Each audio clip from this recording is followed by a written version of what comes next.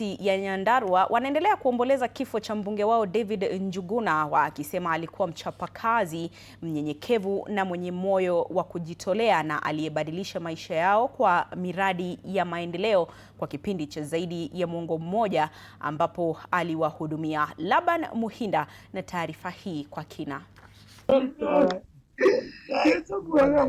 Biwi la simanzi limetanda katika eneo bunge la Olkalau, kaunti ya Nyandarua, kufuatia kifo cha mbunge eneo hili mwenda zake David Njuguna Kiaraho, aliyeaga dunia siku ya Jumapili katika hospitali moja jijini Nairobi alipokuwa akipokea matibabu.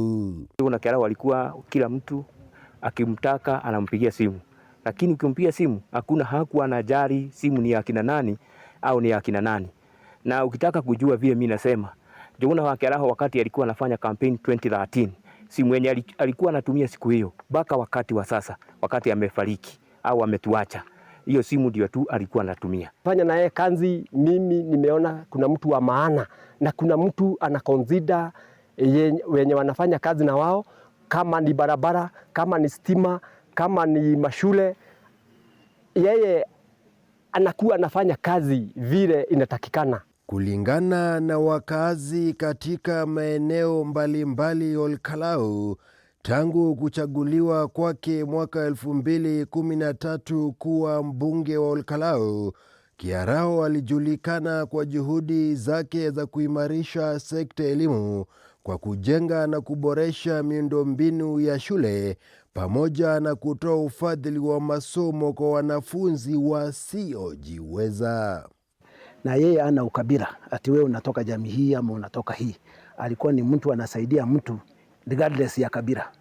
Kwa sababu kama ni bursaries anapea kila mtu. Iwe ni Mturkana, iwe ni Mkisii, iwe ni Mluya, iwe ni nani. Alikuwa anapatia kila mtu. Na sisi tutamkosa kwa hali ya ukubwa mwingi. Aidha, anasifiwa kwa kusimama kidete na kutetea miradi ya serikali, ikiwa ni pamoja na ujenzi wa barabara na kuboresha miundombinu ya usafiri, hatua ambayo wakazi wengi wanasema kuwa imechangia kukuza uchumi wa eneo hili na kurahisisha shughuli za biashara. Tuliko na huzuni, lakini tunasema Mungu atufariji na atupe amani ndio tuweze kuendelea na maisha.